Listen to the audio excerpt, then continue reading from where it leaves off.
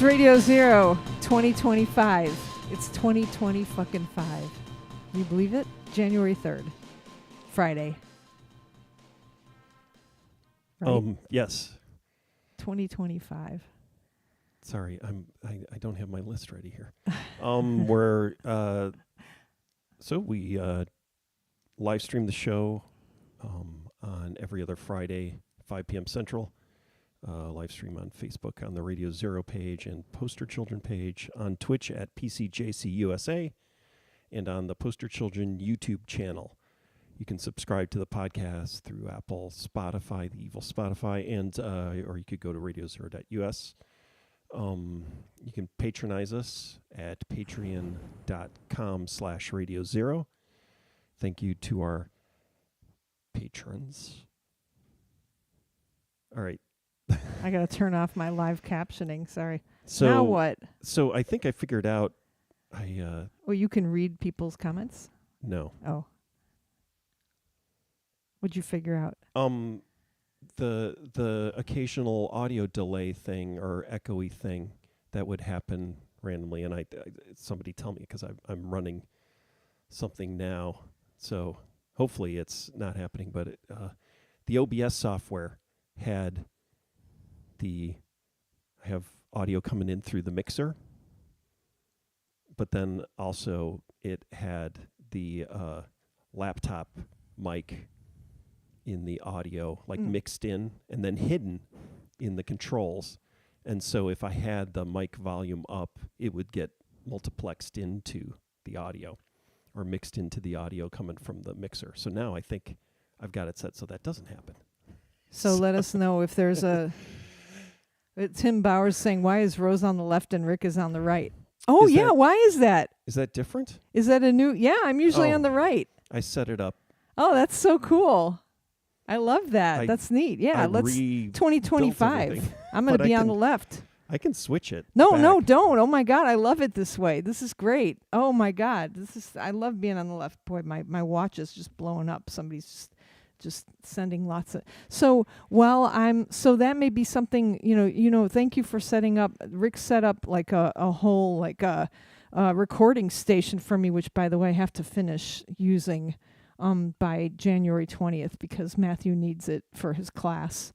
But I have to, you set that up for me and you had set it up perfectly, and then something happened and something crashed. And now if I have the playback, and I'm using a program called Audacity. I don't know if you guys are technical enough to understand that program. Rick has gone to the right. And then somebody, and I can see Twitch, Web Traverse says Rose is the James Carville and Rick is the Mary Madeline. Oh, that's cool. Except that do they still do they still do, or is that, are they still married? Or do they even do a thing together, or is that a 20-year-old reference? Either way, I love it. I heard the "I Got You, Babe" song. Where did I hear that? It just means that you're the right winger. No, I'm left. Oh yeah, and now I've gone. Anyway, change sides. Okay, so but if I have, a 20-year-old let me figure this great. out. I love it. Oh yeah, I love it. I understand that joke. I can't see those comments. That's cool though that you can. Yeah, I'm able to see because I'm you're controlling through. Yeah. You're Restream. Whereas you're just seeing the Facebook comments. Stuff, and I'm only seeing the Post Children and Radio Zero comments, and it's not you're not controlling it, you're censoring it, right? Well, or you're proctoring it. I guess. Oh, I just banged my teeth into the. But anyway, so when if I have that sound output now coming through what is that called? ACES thing? No, not ACE. What's the thing called? It's some kind of long name. Not a sponsor. Focusrite. Yeah. Scarlet with 2 T's. If the audio playback, and this is very interesting for all the listeners, I'm sure, if the audio playback is coming through that, then I get a delay. So is that the same thing? It sounds like it is, so I have to turn it off. There's a button for direct monitoring. So next to the headphone, so you need to make sure that direct monitoring's on, so you hear what's going directly in the mic as opposed to it coming monitoring through the computer, and then you'll get a delay. Yeah. And so Rick has been helping me. Like I'm creating I need to actually email again the U of I Press to ask them if I still can make an audiobook, because it was like 2 years ago. They were like, yeah, sure, go ahead. And like then last year I was like, hey, is it okay if I do that? And I didn't hear back. But like sometimes they're like gone for like months on like book conferences, and that usually starts like I think in January, so they're going to be gone again. It's always like all of a sudden I have like a couple of weeks off, like during we have a holiday break, so you have that like, oh wow, wait you come back alive again. You're not immersed in like worrying about students for like 2 weeks, and then you're like, oh, I can do other projects, and then yeah, anyway, so that's where I am. But Rick set up this whole like podcast or audio station for me, and then you helped me like cuz I was reading my book like this, and so you would thank God I had like an audio coach or a dialogue coach. You're like my dialogue coach. Yeah. Well, yeah, producer. And this is what I just recorded a video the other day, another lecture video, and it's like, oh, I do that all the time. I'm yeah. What do you do, myself. Rick? No, I'm editing. Yeah. And self-editing and producing, audio content. But so this is the thing. Like I was trying, I read through like 4 chapters of the book, and then, I said, "Hey, how is this?" And you were like, "No, it's not good." And what did you? What the that's first the way one? I said it. Yeah. Well, no, you said, "Honey, it's so good." No, I'm so proud of you, but no, you were just you said you're reading it, right? And I was reading it. The first time I was reading it really fast. I was like, blah, blah, blah, blah, blah, blah, blah. That was me, Alex, and my 3 droogs. That is Pete, Georgie, and Dim. I was reading like that. I don't know why I have the whole beginning of Clockwork Orange memorized. And whenever I think I'm going to recite something like for fun, I recite that. But anyway, I was reading it really fast, and then like you were like, it just sounds like you're reading it, right? And then, then you coached me. It was great. Thank you. What are you doing? I think I can embed the chat. See, I'm discovering all sorts of things now. I think there's a way I could embed the chat into OBS, which would be amazing. What does OBS stand for again? Open Broadcast software. Software. Okay. Wow. Right. Do I add it? But see, I would wind up breaking something. Yeah. All right. So what's on your list for today? You want me to read you the list? Yeah.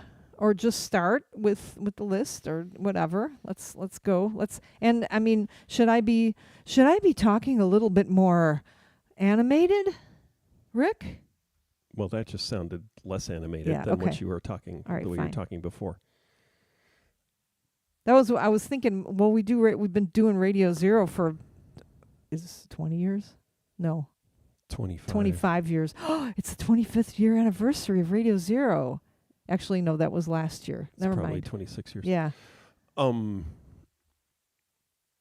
if people listen to this, all right, what's first on your list? Nosferatu. All right, let's do it. We went to the Music Box Theater, not a sponsor, in Chicago. I don't remember getting there. Did you drove the whole way, right? And I knitted the whole way? What happened? I don't even remember. Well, we stopped at my sister's beforehand. We were up in Chicago. We did the Christmas thing. And then we stopped at my sister's, and then we drove to Chicago. Oh, and then we had the Spot Hero. That was fun. Yeah.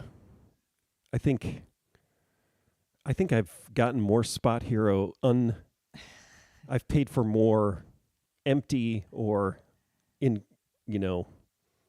paid for more Spot Hero spots that I haven't parked in than I've paid for actual Spot Hero spots. It worked for a while. I had a couple of good runs, but then while we were driving and trying to find parking near the Music Box, I wound up buying a spot near Bag Boy's apartment, which is like 5 miles away, because it said get spots nearby, and for some reason it targeted his place, that was a place I had been to, because I had gotten a Spot Hero at the Music Box when my brother and I went to see the Eno thing, and I got a perfect spot here. I worked out. It was like right across the street, well, behind, and then just parked and then got in the gigantic line. And that's the music box experience. It's general admission. So when there's some hot shit thing going on, you gotta wait in line. And so yeah, but we got a spot a couple blocks away in an alley. It was so the Music Box Theater is so beautiful. It like is it's beautiful. you standing in line there, and you don't even mind because you're standing with a bunch of other hipsters. Everybody looks the same. Everybody looks the same. Everybody looks familiar. Mm-hmm. Yeah. Do I know? Yeah. Do I know that guy wearing a Slint retro t-shirt. Slint T-shirt or a Yes T-shirt? Actually, yeah. The Yeah. Eno thing was like there were like King Crimson and Yes T-shirts too, and I was just like, ugh. Do I know that guy? He looks a little Yeah. fatter. You Yeah. know, like everybody looks a Is little that a fatter. person I knew from 30 years ago? Is that a person who was at the last show I was at? Was that the off show? Well, that was the thing, right? Oh yeah. We That went was to around the off- same time as Yeah. the off show, right? Yeah, so it was like, so everybody looks familiar. You're among friends. You know you're among friends. You know, but they're in but they live in Chicago, so that's kind of cool. You know, maybe somebody's gonna be like, "Oh, Rick from Poster Children, I loved your band. When are you guys gonna play next?" Right? yeah, I don't know how likely that is. Yeah. But So and then you walk into the Music Box, and it's an old theater. And they gave that was the thing is they took. Does this always happen? They took they took your ticket. It was probably like a app ticket, right, or Yeah. something like that. in And- fact, this has happened so much. It's like I held up, I had the app and I showed the barcode, and it was like, no, just scroll down and show me the. And it was like, this happened with the Eno thing too. It was just kind of like, no, show me the thing that says 5 times or, four tickets, it was like they didn't scan anything. It's always like, it happens at our local theater too. It says on the app, just don't go to the ticket counter. Just walk up and show the ticket taker your barcode. And it's like, that never happens. Anyways. But they gave us a film strip. Yeah, But then, no, that was a promotional thing. So it was on. Oh. So it was projected on 35 millimeter. So we saw a 35 millimeter projection at the Music Box. Yeah. Film projection, Yeah. and it was good. But it's kind of we had to sit far away, of course, because it's general admission, and we showed up a half hour before showtime at 3. But we did all get seats together, so that's nice. 3 in the afternoon Yeah. on Christmas Day. And Yeah. my brother and I had gone to see Hateful Eight on Christmas Day 8 years ago, I think it was. Would that have been right? What's Hateful Eight? The Quentin Tarantino movie that was projected in 70 millimeter. That's the movie I haven't seen. And we got... there wasn't a huge line. That's the movie I haven't seen, though. And then... I have to write that Yeah, down. we were able to sit in the middle. Hateful Eight. And then the reason why the Eno show we were able to sit in the middle is because our pal Tom was front in line. He had sat in a restaurant across the street, and then and ate, and then the minute people started lining up He ran for the across Eno the street. showing, he ran Yeah, across the street and got in smart. front, and then held seats for us. And that was the only way I got a good seat for that. But yeah, we did get to sit all together in the back. Did you notice that one of the couples in front of us got up about 15 minutes into the movie and left? and so it's like it was like a retro experience. So first off, sitting really far back, postage size stamp film, having to fight and find seats. Yeah. In the crowd, there was yeah. a giant line for Huge concessions line, yeah. for the toilet. And It was nice. yeah, and I it was okay. But then on top of it, people like walking out during the film, which was, I don't think I've seen that happen. Yeah. In a long time. Can we talk about the ceiling of the Music Box? If you haven't seen it, it's like I forgot about. I can't remember what movie I saw there. Probably for the same reason that I won't remember this one. Hateful Eight was 2016. Kevin Dunham says. So, 70 8 millimeter at the years. Music Box was awesome. Was it though? So this is the problem too, is that like 70 millimeter projections at the Music Box are really tiny. Yeah. So, but let me say. So if you look up, there's like stars in the sky, and there's clouds like projected. It's so beautiful. It is beautiful. What the hell did I see there? Well, and It so also looks like the ceiling of the Aragon. The Aragon looks like that, except doesn't have the projected clouds. oh maybe yeah. I it's like, and I don't want to complain. Every part of the movie that I saw was beautiful. I don't want to complain, but there was like just But I will. but yeah, and I know like when just listen women.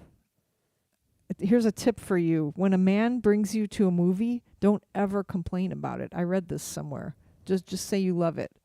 Don't, because it makes them feel personally bad. Like it's actually it reflects badly on them. I don't think this. It's true. Yeah, but I didn't feel bad about. Well, I guess it's because I didn't like it that much either, or it's Well, not that I disliked it. oh It yeah. just wasn't And I didn't great. dislike it. I would have liked to have actually seen it. But there was like just a head right in front of me. Like they're like a Oh, you giant. should have sat in my seat. I 'Cause know. Yeah, I'm Yeah. taller, and there was. Yeah, there There was was- no like a Yeah, short those people head. left. In fact, so there Y- would have been more. I Yeah. could not see it. So did you see me? I like had to strain my neck to I like kind of didn't. crane, and I I didn't was wanna, watching the movie. Yeah, I could. Okay, good. But I couldn't like. There was a little bit, and then the person to the right of me, like I could see they were like kind of moving in, like in between the seats, like so they could see through past, because the person next to them was really tall too. It's weird because the movies that we see. Well, first of all, there's never anybody in the movie theaters. That's what I like. Like when we went to see Lawrence of Arabia, and we were the only We people were the only in the people. theater. I think we were the only people in the multiplex Yeah, theater. It's yeah. like and they shut down the concession stand, and they seemed the employees seemed a little ticked off that these people showed up to sit for 4 hours in the theater and kept them, like they could have gone home if Yeah. these morons didn't show up and watch Lawrence of Arabia till midnight or whatever. But it was great because we could sit pretty close to the screen. And But even if there's a Yeah. tall, like these are, the new multiplexes. That's the thing, is that even if there's somebody in front of me, their head's not going to be completely obscuring. Like this person's head was like just covering probably 70%, 70 to 75, maybe 80% of the screen. And there's nothing I could do because there wasn't much going on in that part of the screen. It was mostly the upper third. that I was trying to tell myself that. I was like, I wonder what I'm missing. And then like I would crane my neck, but that's like, after it's been like the whole holiday weekend and you've been sitting and like just craning my neck to try to see it. I was like, I wanted to, I don't know. I couldn't. Yeah. And I'm sorry that I'm complaining about it, but that was my experience of seeing that. So I don't know if I ever want to go to the music box again. I mean, like if I went to see let's say Playtime in 70 millimeter, which is what I want to see next in 70 millimeter, like at some point before I die, But which you've may or may seen not. it already. I've seen it in 70 The millimeter. Yeah. Yeah. Maybe I At, have. Yeah. At the Oh, in in Champaign at the Yeah. Virginia. Yeah. Yeah. So, but if I paid to see like Lawrence of Arabia or Playtime or something like that in 70 millimeter at the music box, and there was a giant head in front of me, I'd be really mad. I'd move probably. I'd probably get up and leave. Why do you think those people got up and left then? I don't know. I mean, maybe. Well, no, it was the first showing of the first day Yeah. Yeah. release, so it's not like they had already seen it. Like, so in the old days, what would happen is it was kind of, with the big one theater, you'd show up and you'd sit down, and some people would show up in the middle of the movie, and then they'd sit. Yeah. You'd sometimes sit, and then you'd go and wait until the next showing, sit through, and then watch the beginning that you missed, and then you'd get up and leave. But these people, there was no way they could have seen it, and so they just, I guess they were like, no, because I don't even remember there being anything that was super bad at the beginning. Was there anything gross? Maybe it was just seeing Nosferatu with a mustache. That might have been it. That might have been enough where it was like, I'm out of There here. there was like, because we had a 15-year-old with us, right? There was like Yeah. some kind of sex, right? At Wasn't the there? beginning? Not, I don't know if it was. I don't think There so. was some weird. Oh no, there was like, it was kind of like a kind of sexy like vampire. Like yeah, it was like all right. So like the lady called the vampire to her, right? But then so I think they were maybe having sex, and then there was heart eating. Like the vampire went to eat her heart, right? Boy, I don't remember. Oh any yeah, of that I happened gotta right at watch the that. beginning. Did it? Okay. Yeah, he's Okay. eating her heart, and I was like, oh, Oh, I'm gonna have to explain this to the kid. This is okay. not like, and so what I would say to him, I probably won't. He's a little like I would talk to Graham all the time about sex. I'd be like, well, people do weird things. This thing is a thing that people usually don't do. Here's another thing that like anal sex, for example. People don't normally do that. You'll see some references in hipster movies to it, but I'm not sure how that's like not a totally normal thing. Whereas these other things are a little bit more normal. Like I just explain all that stuff to him. With our younger one, I don't know. That may have to be you that has to explain that stuff to him. He's a little bit more reserved. Okay. So anyway, I may have to say to him like the sex with a vampire. That's one thing people talk about having, wanting to have sex with a vampire all the time. But like the eating the heart out is kind of weird. Like that's a weird thing. So we're watching Ted Lasso, and there's a scene where what's his name? The swearing Nosferatu. guy. the swearing guy, Brett Goldstein, right, is very obviously gonna have. This is not safe for work, guys. People don't normally eat somebody's heart, right? He's like, thanks, Andy. So there's a part in Ted Lasso, spoiler alert, where Brett Goldstein is going to go down. Let's just say on what's her name? The cool character, I can't remember her name. Yeah, I'm Jude Law. It's not Jude Law. It's a name like that. But like Juno Temple. Yeah. So and that's like I mean, do you have to explain maybe that needs to be addressed with the younger child. Maybe they have some questions about that. Have you talked to him about that? No. Okay. But have you told him how sex happens? How it happens? Yes. How it happens? Okay. Have you told him the stuff that's not in the textbook? Also, where would he learn? Like, did they learn all that shit? Was he in health class during COVID? Because we may have to think about that for a while too. I don't think so. I think he had health class, or he has it now or something. Or had it already. Yeah. All right. Anyway, in high school, not. Is this making you feel uncomfortable? No, Okay. I'm feeling it's a little like an alternate reality thing. All right. Yeah, people don't normally eat someone's heart. That is. People is don't funny. normally eat someone's heart, and it doesn't seem like the kind of like I don't know. Like it seems more vampire-y. You know how there's like the whole vampire like ethos that you and I are not really into? Yeah, I did That's realize it's yeah. like so it was very, I guess it was a faithful, well, even though Nosferatu is a variant on Dracula, right? It was a knockoff. I guess it seems diminishing to call it that, but it was like a copyright infringement film or narrative, right? The original was they changed the names and everything. And I think they got sued back in the 1920s, right? And it was out of circulation for years. Wait, what is that called when you cover somebody's like yeah, it was like a cover song. It wasn't a cover song though. Yeah. It was like that's why he's Count Orlok and things like that. It's all, and why the locations are changed and stuff, and people's names are changed. Characters are kind of messed with. in Nosferatu? Yeah. And so it was very faithful, but it's like, so some of the things about, I think it's like with like the zombie movies. Yeah. And the werewolf movies. Yeah, you and I are just we're not big, like we're sci-fi fans. They also have to, I feel like they have to be relevant. Like when they get made in the contemporary times, they need to have some sort of relevant. So all the 80s vampire movies were kind of about AIDS, like just to be generalized, right? Was, I think, you could say that, like The Hunger and things like that. Oh, yeah. Like gay vampire type thing. Like there was a lot of gaydom in vampireness. Kind of, or and I wouldn't even say that, but it was and so, but then like a faithful sort of era appropriate. I didn't feel the kind of connection. It was just, it's this Dracula story again. It's the Nosferatu story. You didn't and it's feel done like really well. You didn't see but it's just kind of like that story. I don't know. I don't feel like you didn't see the connections to Trump. I guess I should.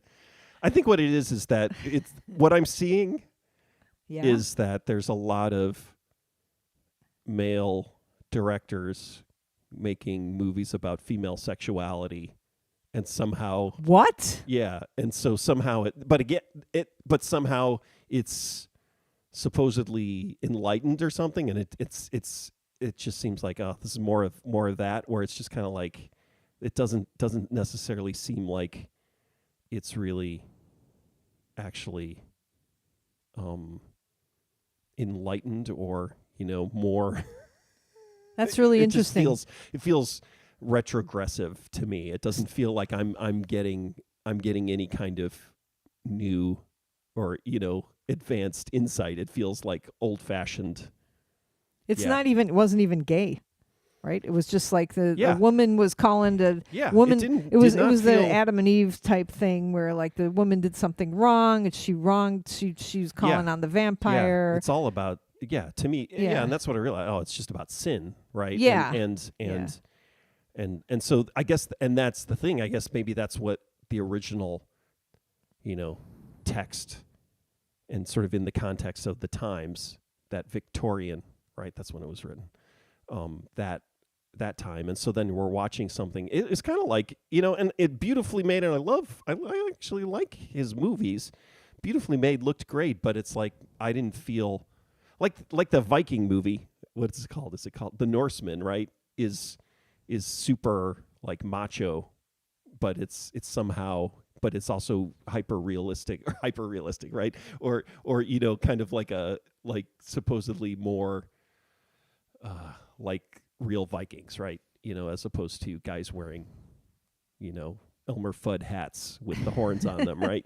Oh, I may have to watch that. Kevin Dunham says Near Dark was a great late 80s vampire Yeah, flick. and I was great and in different. fact, what was it, on New Year's Day? They were showing a bunch of cool in quotes movies, and that's Catherine Bigelow, right? Near Dark, and then they showed Point Break, and it's like, I've never seen Point Break because I've talked about this before. I think that might have been the last film that my parents went to go see in the theater when it came out, because like Ebert or Siskel said it was great, and The surfing movie? yeah, the surfing robbers movie, the original, right?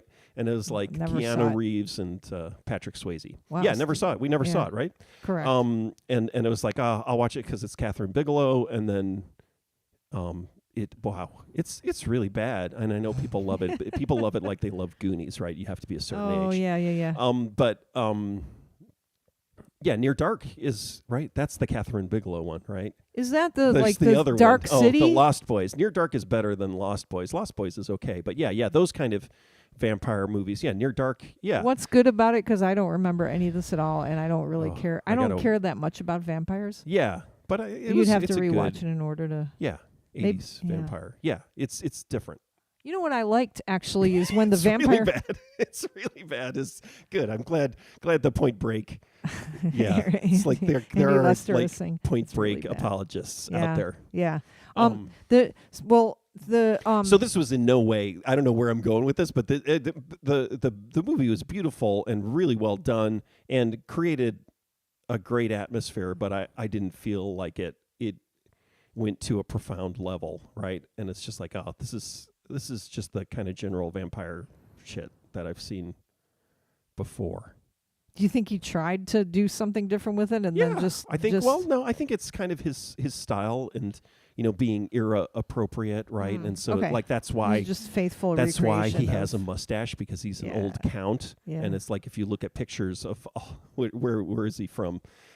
Supposedly, it's like you look at any of those kind of Eastern European counts from the time, and everybody had a mustache, right? Oh, So it's my like, God. this guy's got to have a mustache. Yeah. And it's like so hyper realistic, really beautifully shot. I remember hearing an interview with him talking about how, this isn't the sexy, hunky vampire. I'm going back to the original, like he looks like a rotting corpse. Yeah, and so Yeah. that's also the question is like, so where I guess, yeah, for me, I don't understand the appeal then. I understand, yeah, but Well, that's because it's you're stuck at a certain age now, right? I think you've already seen, like, I remember Mel talking well. about So this the too. thing is that I'm a certain age. So for me, it would be like, oh yeah, a creepy, decrepit old man, is somehow appealing, right? No, That it because would you be the already opposite. saw that. You already saw that, and then you saw the hunky gay vampire, and now they're back to the creepy, decrepit vampire, and you're Yeah. like, oh, I've seen all of that. What's new? Like, you're going to do something new and not have the hunky gay vampire. What are you going to do? Oh no, we're back to this. So this is Well, so if it was a narrative about like why women are attracted to ancient decrepit old men, to me that would be like, oh, it would be like the Melania Trump, that would be like, it would be oh, there relative you to Trump, go. There you right? go. That to Yeah, me yeah, would yeah, be yeah. the narrative. At least Yeah. it's like, oh, is it this? And I guess It's what for she's money. made some sort of like, I guess I need to watch it again just to understand why she why she Why she called upon him? yeah, Because she was sad. She was like lonely or something. It's yeah, some other. She was wronged by somebody. She was wronged by somebody, but she was young, right? So she yeah, had to have been wronged by her family or something. There's so like, there was some sort of reason why she called upon the vampire.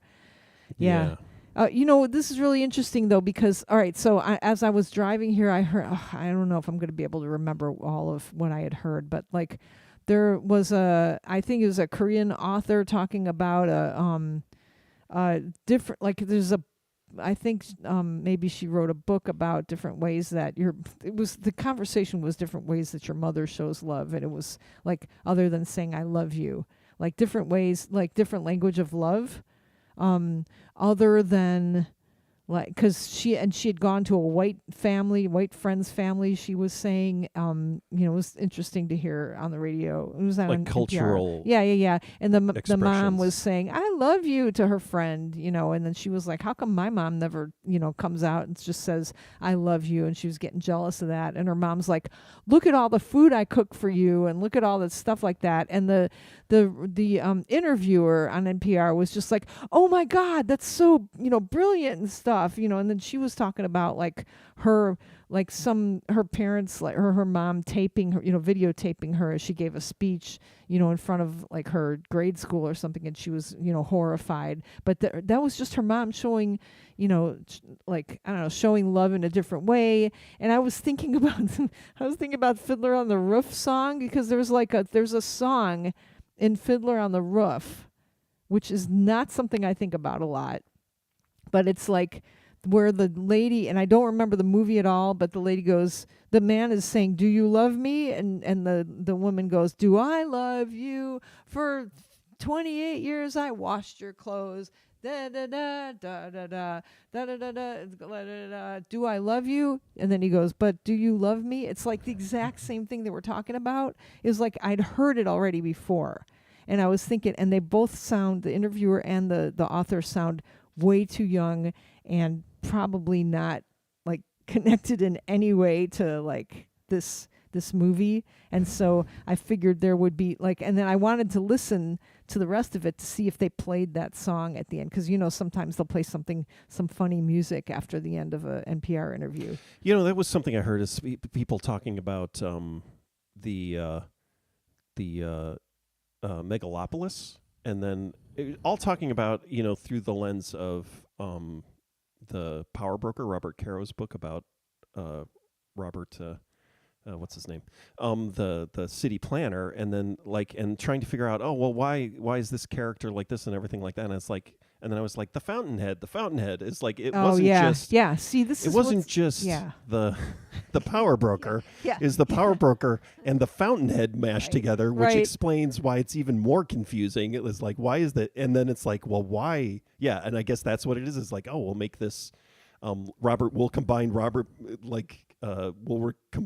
Moses and Howard Rourke as this main character, and it's like, those, I don't like those people, right? But it's like, oh, those are going to be the heroes, or that's the hero in Megalopolis. Are we going to have to watch that movie again? Yeah, and not hate it? I don't think so. Oh, Good. and also mentioning, Kevin was talking about sexy Count Orlok. There's not Count Orlok is not sexy in Nosferatu, the new one. He's sure repulsive. He is. Are you kidding? He's very sexy. Very sexy. He's so sexy with that mustache. I think he's in. And so You don't that's the find him problem. sexy? No, I did not find him sexy. And that's what the Did you problem find was. the girl I'm trying to sexy? understand. I'm trying to understand. You mean like Johnny Depp's daughter? That I'm- is. That's We're who it treading was. treading unknown waters here. But like honestly, I think you gave like a review or you said somewhere that you're just not really into vampires either. Yeah. But so like that's the thing is that he was sexy, Kevin. Very sexy. In like a decrepit zombie sort of way. This is a decrepit zombie sexy. Like a dead decaying. You're what was I gonna say? Shit. Oh yeah, I like science fiction. And you do too, you freaking geek. Well, right? So like what I would say is I don't like dress up movies, and so like anything that involves people like pre 20th century dressing up. Like I'd love to watch a movie. I like movies where people are dressed up and as opposed to undressed. in the 1920s. No, you know what I mean, like costume dramas, right? And like what? Like any of those movies where it's people in England. Wait, you're saying you like? I don't like. Yeah, those. you don't like. And so this was kind of like that. It was kind of like a dress up movie. But you know what movie that you saw that you liked that was a dress up movie? I was just thinking about this. Do you know what movie I'm going to say? No, but the what's his name movie, the Pocahontas movie. Yeah, I like that. Yeah. Yeah, people were dressed up, and despite that, it was and a it lovely was movie. a little borderline because it would get romancy, but Yeah. The New World, right? Yeah. What's his name? Oh movie. God. Yeah, but I'm for most, but Terrence Malick. Terrence Malick, yes. Oh, wow. Okay. All right. So Ken Towery writes, the most memorable scene in the Herzog version doesn't even have the vampire in it. His use of music really makes the scene and includes a YouTube link that you can click on if you go to the Poster Children Radio Zero Poster Children site. I haven't watched. Yeah. I got to watch the Herzog one again. It's been like 40 years on that one too. Do you? I liked the one with actually Willem Dafoe was in the movie about what's his name, the actor in Nosferatu, and how it's kind of like a alternate take where it's like, oh, he's actually a vampire, and then they're filming him, and it's kind of funny. That was the other thing is that like I at some point there was like a drum roll, like a visual drum roll and like a lull in the movie, like a rhythmic drum roll, and I was like, ooh, guess who's coming? Like, remember me saying, oh, guess who's going to be on the screen next? And like Dow was impressed. Yeah.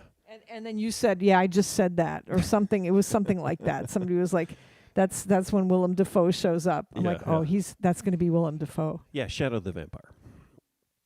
What's his name too? John Malkovich, right, is the director. It's really, because that's a movie about actors and Actually, yeah, it's similar to Werner Herzog talking about Klaus Kinski. Actually, I like it. Yeah. Can we just say a little bit about, since you're talking about John Malkovich, who went to ISU? Did he go to ISU? I need clarification on it. He may have hung out here and knew all those people, but I don't know if he actually, or he didn't stay for very long or something. I don't. So some people, like what's his name, who came back and got a honorary degree.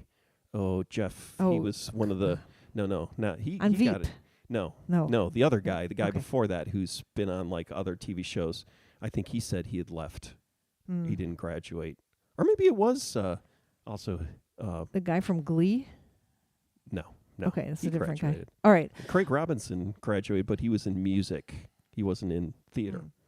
We have a lot of we work at Illinois State University. I may as well just talk about this just for a second. And there's like a lot of like illustrious alumni that went there, and they like it. They're happy they went there. It's nice. It's not like U of I. Nobody's happy though. Well, I'm happy that I went to U of I. I feel like I got a really sound education and was am now prepared very well to teach. Like Ang Lee, I think, had some problems. Oh yeah, at U of I, right? Yeah, right. Yeah. Yeah, everybody. Well, anyways. So I wanted to connect that to Coach Beard, who we watched yesterday, because he went to ISU also and talks about it proudly. Yeah, and it pops up once in a while. We've been watching. I've been rewatching Ted Lasso. Yeah. And for a while I was like, I don't know if it held, because I feel like if I rewatch The Bear, Kevin Dunham. How do you know so much, Kevin? It's because you're on the internet or something.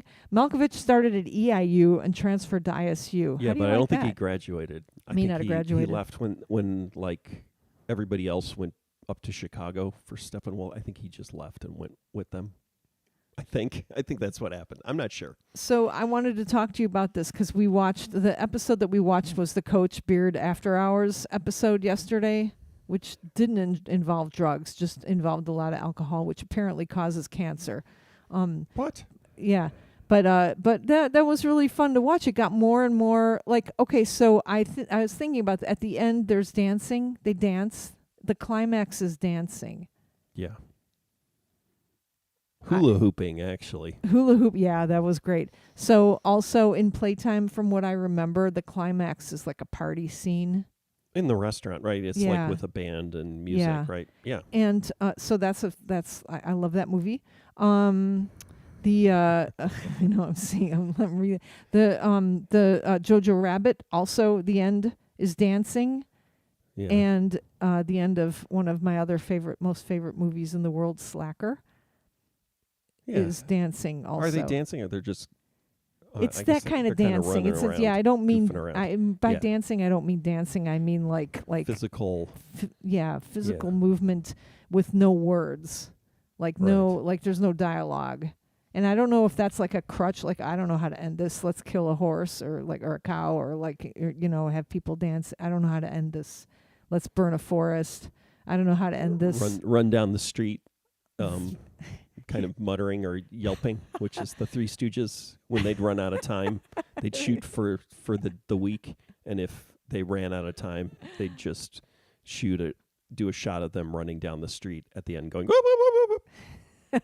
Kevin Dunham says he graduated from EIU and is originally from Normal. I Yeah, like that's that. right. That's Yeah. cool. So what are the other ways that people what are the ways that people end movies that are? Oh, there was a really good ending of a movie. What were we just watching the other day with a cough? We were watching The Taking of Pelham 1, 2, 3. Oh, the sneeze. Yeah. Oh man! Spoiler alert. Yeah. Oh, sorry. No, it's yeah. It's so good. The original. Yeah, it is a great movie. Dun, dun, Yeah. dun. So that was what it was. It was like I'm trying to remember the order of the movies. It started out with it was 2 Subway movies, Yes, right? Oh, New the York. Warriors. The Warriors. Which I've never seen. I Yeah. need to watch. Which you could call a subway movie. They're not on the subway that often, and it's mostly elevated, right? They're on the train. And then Taking of Pelham 1, 2, 3, and then Assault on Precinct 13 isn't a subway movie either, but they're all kind of similar. And then Point Break, and then Point Break was where I Wait, is lost Point it. Break that's a subway movie No, also? Oh, no. okay, all right. They're more just kind of action films that are considered higher level. And just Assault on Precinct 13 is just always fun to watch because of the early synthesizer work of Mr. John Carpenter. And okay, so let's talk about a number movie that we saw this week, which we went to see the Bobby Dylan movie. That's right. My mom called him Bobby Dylan. Bob Dylan. Yeah. Oh yeah, Monty Python. Yeah. Andy Lester saying Monty Python and the Holy Grail is specifically because they ran out of money. Right. And then I will tell you guys that the best ending in any movie ever in the whole world forever will be the Barbie movie. There's no better ending than that. I don't remember. It's like Pinocchio. Oh. Here's a spoiler alert. Right? She's met her maker, and her maker says all you have to do is believe or something, the little Wizard of Oz and stuff like that. You'll always be real. And then she's real. She's sitting in the car with the actual people who I can't remember their names. She's sitting with the family and stuff, and then they drop her off at like a big tall building, and it looks like she's going to get a job. She's going to get her job. And then she's dressed for a job and stuff, and she's dressed inappropriately, I would say. And she walks in, and they start interviewing her or something like that, and they say, "Do you know why you're here?" And she says, "Yes, I'm going to see the gynecologist." Oh my God, it's the best It's the best ending of any movie. There's nothing can touch it. Although the cough was good in The Taking of Pelham 1, 2, 3. Sneeze. Sneeze. It's like a. It's like a. Is Sneezing. it a sneeze? Yeah, Oh, okay. it is a sneeze. Gesundheit, because he says Gesundheit. You don't say Gesundheit to somebody who coughs. Oh yeah. Oh, I haven't heard. I didn't hear him. The one say thing I forgot Gesundheit. to look at in this time watching it is to look at Walter Matthau's ears and see how much hair is in it. There's this Walter Matthau movie, Hopscotch, where again he's supposedly an attractive man, and it's like you can see, and maybe this Walter is because Matthau, yeah, like like a vampire attractive. yeah, but like. And maybe it's because it was like a 4K restoration or something, but you can it's see like the he's hair got in a his hair. forest coming out of his ears. Maybe like, people find that attractive. yeah, maybe they do. I don't know, but it was deeply disturbing when I saw Hopscotch. It distracted me to no end. So, It's like, why did not somebody go in there with some wax, pull it all out? all right. So the Bob Dylan movie made. Wait, why is it of note? I forgot now. Oh, because Timothy Chalamet is in it. I kept saying it's the Paul Maudib Sings movie. Doesn't he sing in Dune? Does he sing in Willy Wonka? I didn't see Willy Wonka. No, either did I. I'm not but going to see that. I saw a little. I hate that movie. Little moments, like a blip of it. He and I Oh, was I just wonder like, if he oh sings. my God. That's a good question. Yeah, I don't know if he does, but it was just like, ooh, wow. What? Okay. So, but holy shit, man! All right. So this kid is impressive. I've only seen him in Dune, and I like him in. Here's my my childhood was ruined by, and I love Kyle MacLachlan. I love him, but that Dune movie was terrible. He sings much in Wonka. Andy Lester says, "Oh no, we're gonna have to watch that. Oh crap!" But anyway, so I feel like my childhood was rescued by Timothy Chalamet not being irritating in Dune and Dune 2. And it's nothing. Kyle MacLachlan, I'm sure, was not irritating in Dune. It was just fucking David Lynch making the movie just so he can make Blue Velvet, whatever. Like just it's a travesty. The David Lynch Dune movies, and I don't care. I know he's an auteur or whatever. I don't care. So thank you to I love Timothy Chalamet because I really love the character Paul Maudib too, and he did a really good job, and it was Dune 2 was a funny movie. If you watch Dune 2, you can laugh. It's so hysterical. So Why I are we talking about Dune 2 again? because Timothy Chalamet is so cute. Cute as a bug, as they say. And so here he is being Bob Dylan, and he sings exactly like him. It was a pretty good Holy shit. impersonation. Jesus Christ. And so is it easy to impersonate the Bob Dylan? Why don't Well, you it's try the it? different. Try No, I'm not going to try it, but Come on. it's different. It's it's not quite an impersonation gives you an impression, but it was I guess it was more than that. It wasn't like Yeah. a stereotype of Bob Dylan. It did feel like he had gotten the kind of style and tonality of Yeah. his voice and delivery. It's like a body of work. It's work. That actor actually did work. Every single song in that movie that Bob Dylan sings, or that the character Bob Dylan sings, was sung by Timothy Chalamet.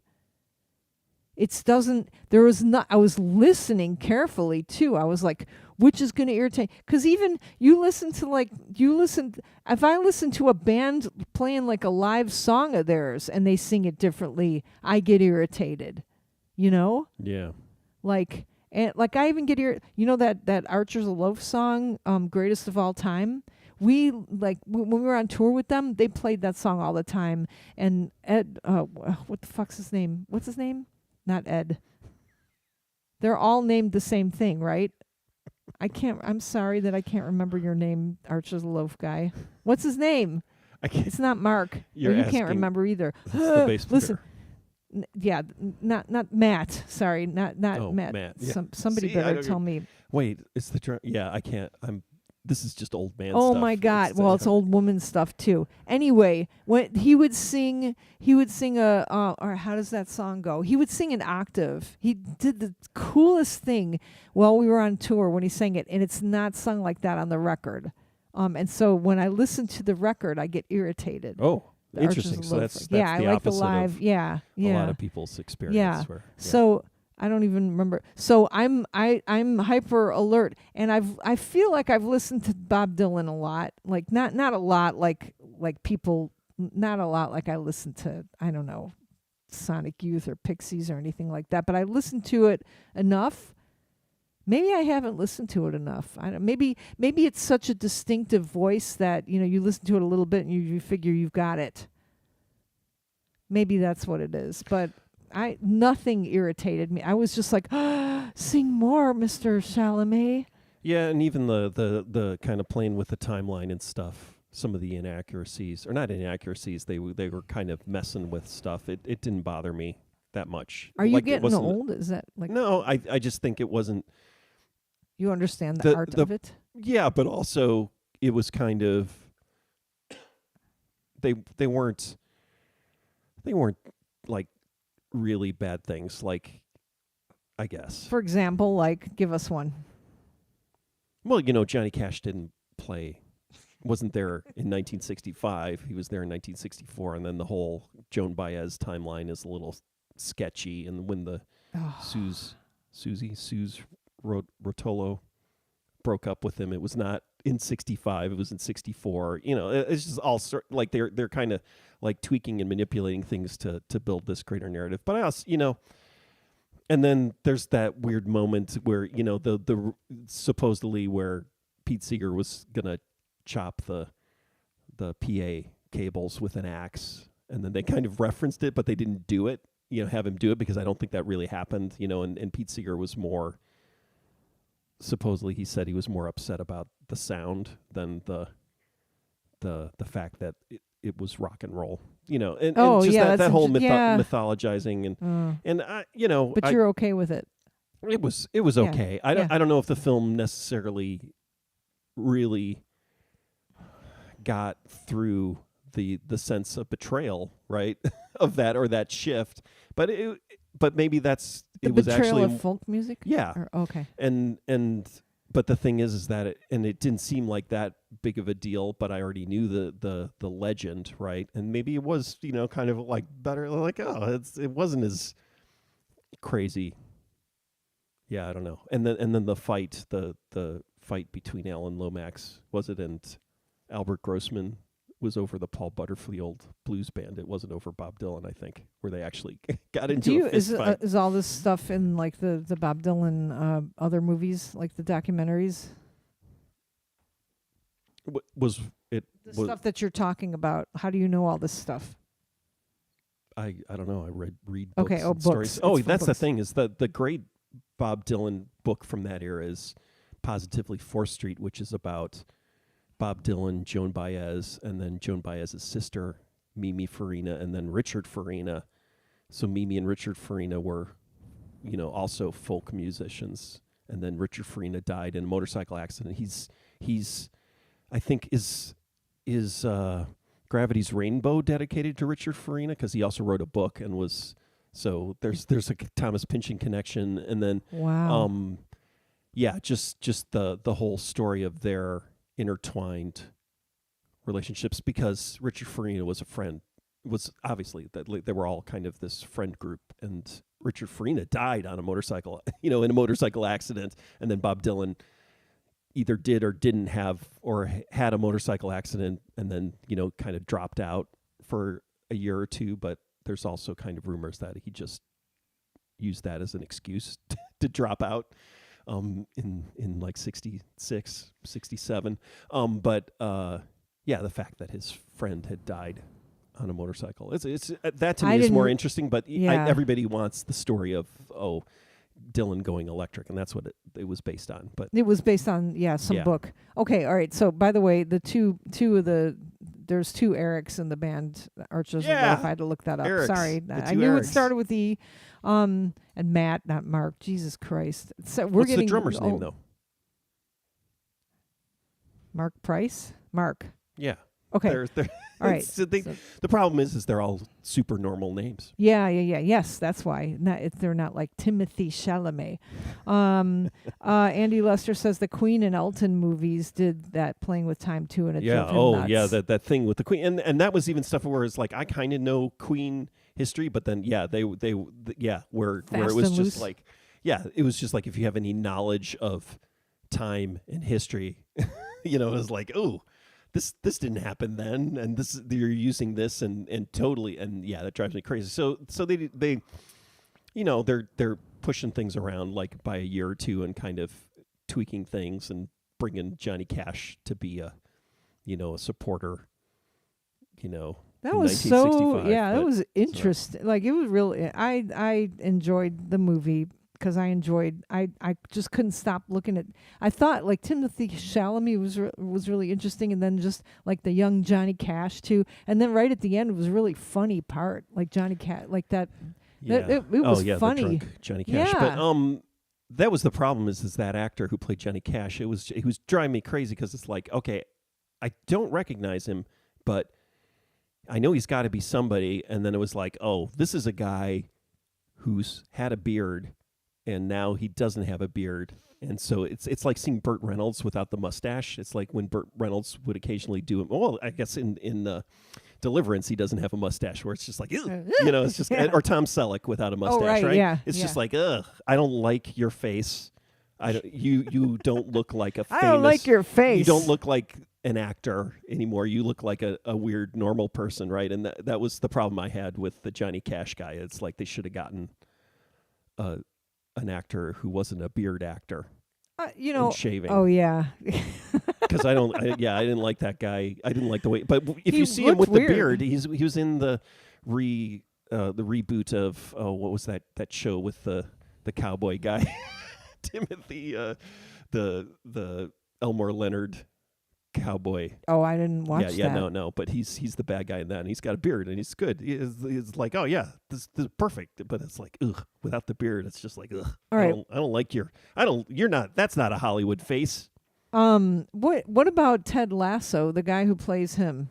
Should he have a mustache? Is that like because I don't know a lot. What was he like on Yeah. Saturday Night Live or Yeah, something? he was Jason Sudeikis. Jason Sudeikis. Yeah, no, I think So that's the thing is, I think you can go the other way, right? If you're not a beard actor or a mustache actor, right? If you have, You can if grow you're it. a regular face actor, Yeah. and then Yeah. you grow the mustache, you Okay. grow the beard. I think you can go that direction. Usually, that works. You can't take the beard or the mustache off, though. Yeah, Yeah. I understand you saying that, and I've Yeah. heard you say that before. Yeah, Okay.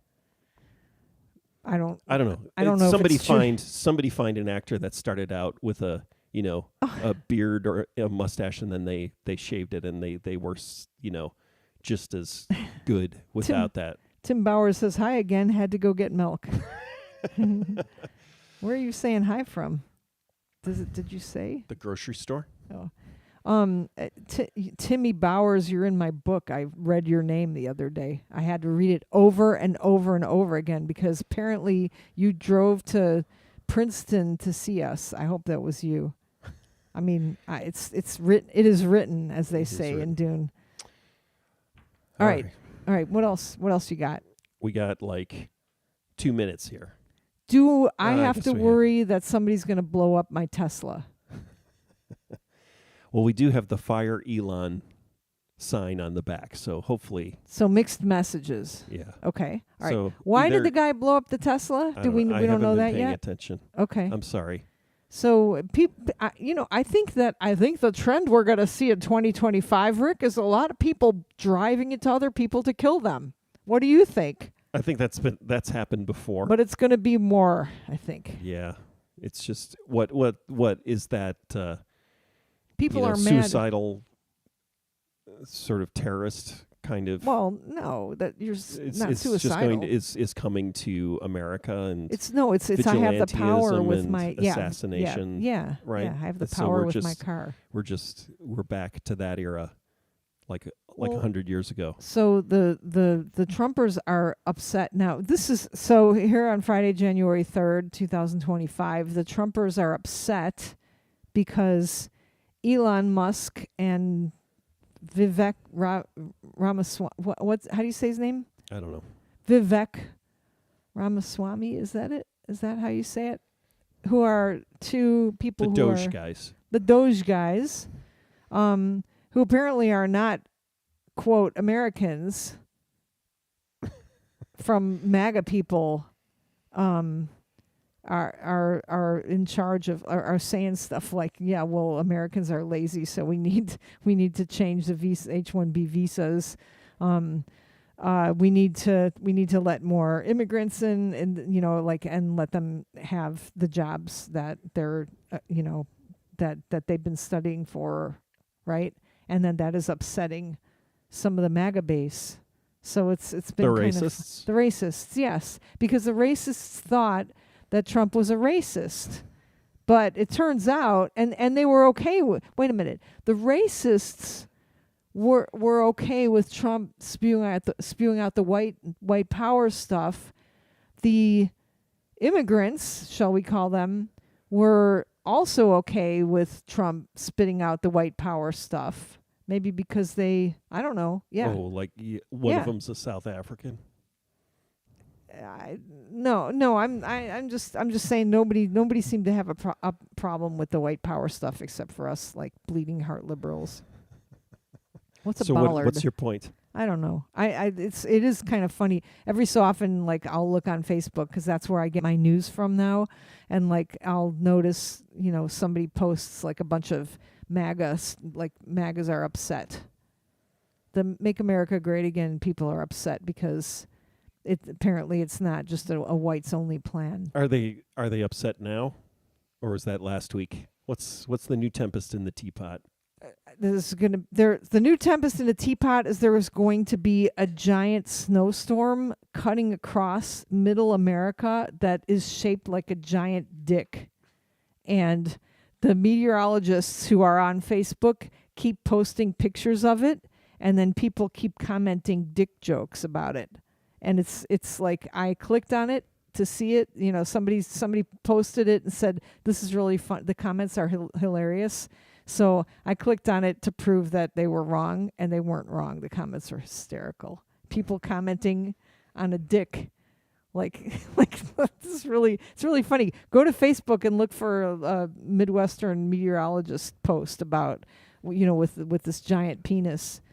So somebody wrote it's going to be hard on everyone, and it gets even funnier though. It's really, really funny. You should look for it.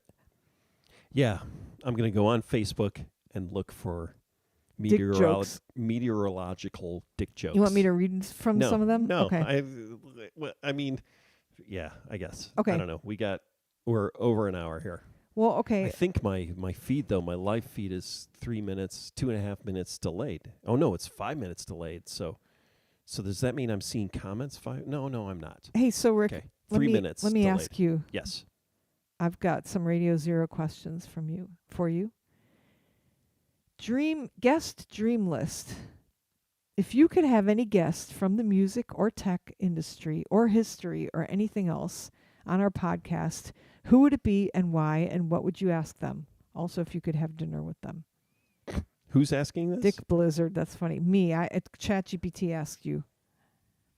If you can have any guest on our podcast, who would you want to talk to? I don't know. Come on, think of somebody. You have to answer. You know what? That's one of those BS ChatGPT questions. Yeah, but you know what? Like all the podcasts that I listen to, like they answer that question all the time. Like I think not Best of the Left. I can't remember and it's like Political Gab Fest. I think they answered it. Like that time, like a couple years ago, where I was listening to a huge amount of NPR when I was painting the garage or something, and then I nearly went ballistic after everyone would respond with, "That's an excellent question." That's an excellent question. I hate that. Okay, so anytime I hear that now, I throw my radio out the window. What historical figure? I throw the radio out of my buggy. What woman? What woman would you want besides me on your podcast? My podcast. Never gonna answer any. You're like unable to answer these questions. I am unable to answer these questions. questions. What's the next question?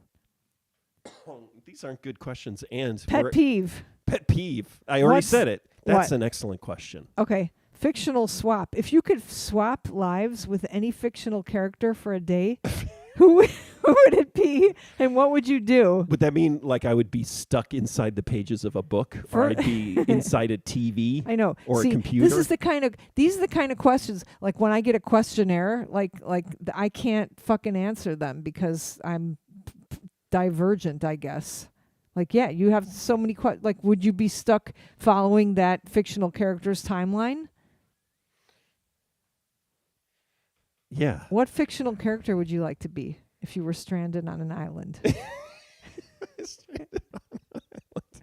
So what's funny is you ask the question, then you add something to it. Yeah. That makes it even Yeah. more complicated Yeah. and Okay, ridiculous. answer it. It's like it's already a Answer ridiculous it. question, and then it's like, You're and stalling. here's a ridiculous spare You're tire I'm stalling. going to add to it. You're stalling. If you were any type of animal, what animal would you be on the moon? You know how many times I like banged my tooth on the microphone? Is I that guess going to I'd come be out? a monkey on the moon because monkeys have been in space. This is so complicated. Or a dog? I mean, but then would that mean What that I would fictional be character I would would you like to die be? in space because they wouldn't have a way to bring me back? What fictional character would you like to be? What fictional character Fictional. would like Or non-fictional? or non-fictional in a submarine? What fictional or non-fictional character would you like to be in a black and white movie from 1941? Oh, I guess I'd be. Would I be Citizen Kane? Maybe. Would you be a vampire? Oh, you'd be Citizen Kane? Would Which you be? character in Citizen Kane would you be? Which character in Citizen Kane would you be? Or which actor playing which character? Would you be Agnes Moorehead playing Citizen Kane? Like, what if Agnes Moorehead played the lead role? What if they swapped genders? And it was all about a woman who ran a newspaper in the 1890s. I'm trying to get my mom to watch Veep. And I'm trying to get her to watch Ted Lasso. How do I do it? Have you seen, like, Clockwork Orange with the eyeball clamps?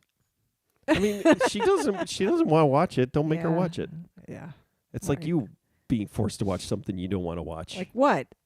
Like, I don't know. Like somebody's I don't head in want the to wi- see that. Yeah. No, All right, I don't. All right. eh. All right. All Eh. right. Well, you've spent a perfectly good hour and 4 minutes or 8 minutes listening to us talk, and Rick not answer which fictional answer. character he'd want to be for a day. On the moon. It doesn't have to be on the moon. Which fictional character would you I like can't to even be? think. I I'm know, trying to think of like fictional a characters. fictional character. Yeah, it's like and then it would be like I'd have to go through like fictional characters I know, and then I'd have to think of who would I want to be. Here's another thing. Like, okay, the only fictional character I could think of is because I was talking to my sister about Infinite Jest, and I don't remember why. I was talking about the guru. You know, like she had seen something really sad, and she was feeling sad. And I was like, the part in Infinite Jest where they go to the guru and they say, "Oh, I really wish I could be that tennis star." It's funny because she was a tennis person, you know. And the guy says that, well, you know, the happiness that the tennis star gives you from watching them and knowing about them is not necessarily the happiness that they feel inside from being the tennis star. And I was trying to tell her about that. And then I realized, oh, maybe she should read that book. And so then I remembered, because I pulled out that book like last year just to look at the beginning of it. And the beginning is where they're like taking the main character to look at universities, and he's got that whole dialogue going inside of his head. And I nearly threw up from reading it because it's so intense. It's like, so I'd like to be that character. All right. No, I'd like to be the guru, I think. Yeah. Okay. I'm playing the music. Please. I'm playing out the outro. What's something you're looking forward to this week?